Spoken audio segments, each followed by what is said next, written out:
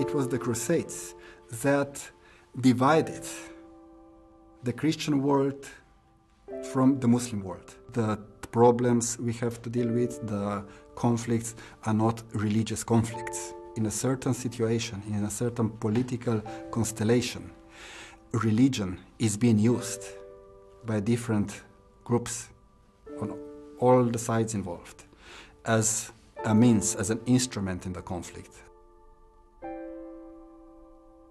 I'm Tomaz Mastnak. I'm currently director of the Office of the Alliance of Civilizations. The war in Yugoslavia, and especially the war in Bosnia, inspired me, if I may say so, to think about European politics and policy in Bosnia. Bosnia was part of Yugoslavia and it has a large Muslim population. Unfortunately, the war was defined by the aggressors as a war against the Muslims. At first, I didn't understand why European Union and the broader international community didn't stop the war when I thought it could be stopped. I wanted to understand why the EU was acting in such a way. And that question led me to research historical sources until I come to a point where I thought I could understand how the animosity between the Western world and the Muslim world first emerged.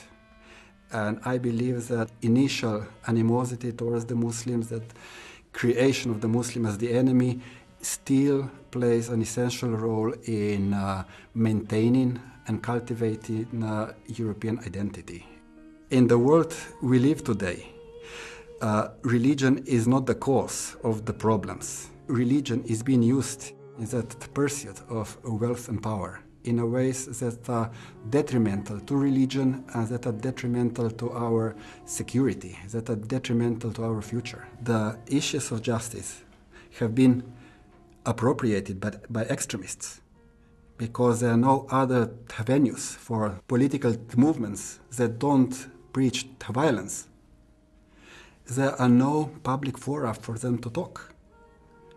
And so the question of justice, which is of central importance in people's life and to which especially the youth is so sensitive, are being appropriated by forces that are calling for violence. The Alliance of Civilization was an initiative launched by the Spanish Prime Minister. He was elected a few days after the bombings in Madrid, and his initiative was a response to a terrorist act. It was also a response to the politics that unfortunately predominant in today's world, which are fighting so-called extremism, terrorism in ways that only enhances further terrorist acts, which is ineffective because it doesn't address either the causes of what's going on, nor does it bring in a perspective which could imagine living together, coexisting peacefully. The people who constitute the high-level group are people with different backgrounds. If we put the experience, the expertise, and the wisdom of all these people together, we get a very interesting mixture of ideas, of experiences, of views, and so far it has proved a very good and potent mixture.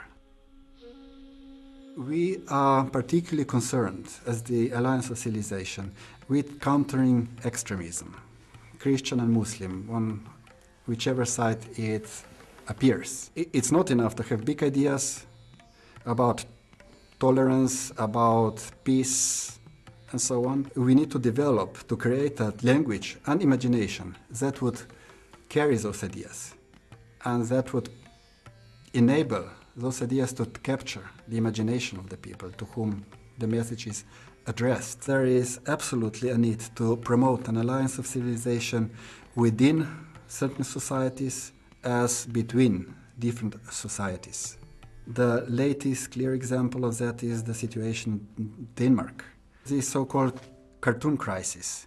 We are facing a situation in which we are told that the Muslims in Europe are endangering the freedom of expression. It's not about freedom of expression, it's not about the freedom of the press.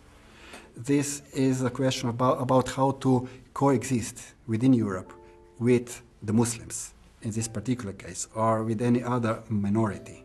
I think it's important to face the depth of Islamophobia in Europe. We face a lot of hostility, a lot of intolerance, a lot of animosity, unwillingness to talk. And we have to develop a set of ideas and a language and an imagination which could convey a different message.